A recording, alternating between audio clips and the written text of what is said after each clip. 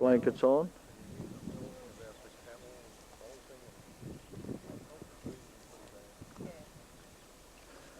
This is stop them rubbing, of course.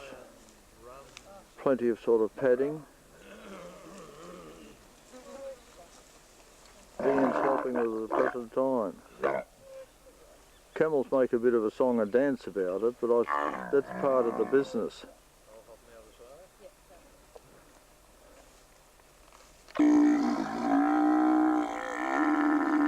Part of the idea of making a lot of noise, I think. They're objecting to what's going on. Yeah, she's just having a chat.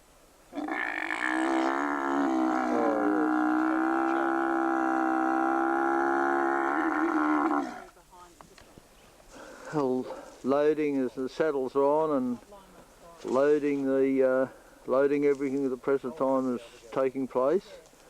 It all has to be balanced very carefully, and there's discussions on the balance at the moment. They're just putting more load on. The old girl up the front does a fair bit of groaning, but she's saying good morning. saying good morning, Ab says. Water containers have just been loaded on. At the present time they're not all full. We'll be getting probably go on for a couple of days with the water that we've brought up, and then we'll start looking for good water replacement. They're just getting up now. Hi's given them the orders, and they're both on their feet. Isn't that fantastic with that load that they've got on them? Heidi's heading off. First in the lead is there's Murphy there. Hi-ho's walking, leading Gump, and the two girls coming dutifully behind.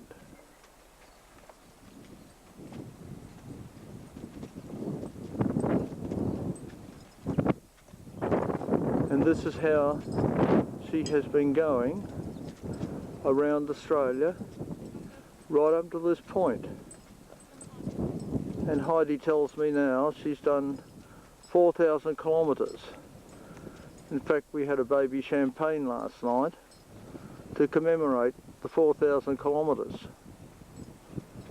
And we're going to catch up with Hi-ho down the track at the next camp, as she keeps going with a faithful dog beside her, and she heads on away from well 30 now, heading towards well 29. It's a beautiful day with a soft easterly breeze, and it's cool. That's where she goes, straight out that track there, and we'll follow her ourselves. And I at the present time, and Ian's looking at this cave. This is about 3.7 kilometres out from well 30, and it's a limestone cave. The natives used to get water out of it. It has since caved in quite a little bit, but nevertheless it's very interesting. You can crawl down a hole there, Ab, I think. Adjacent to the main large cave-in cave, there's this cave that has been described in the book on the canning as someone has actually crawled down there and found a very narrow opening further down that takes them right down into a cavern. To the water. But Ab and I aren't going there. Just have a look at the King Brown here, Ab. King Brown marks. King Brown marks. Yeah. Ian has discovered, the old bushman. and this is this particular cave in actually, Russell here. To the Ab. As I walk carefully. Last time we were here, there were rock python snakes in that, and they were climbing, but it was at a different time of the year. Russell Coiter's feet, you burn into it.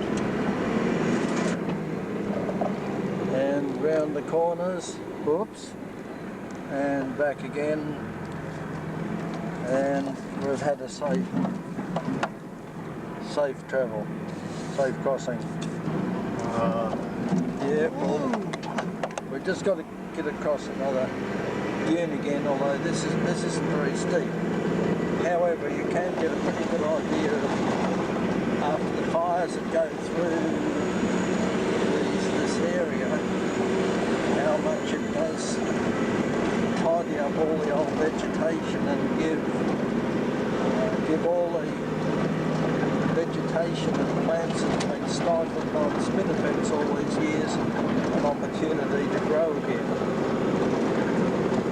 And we've now got a nasty sharp little bugger.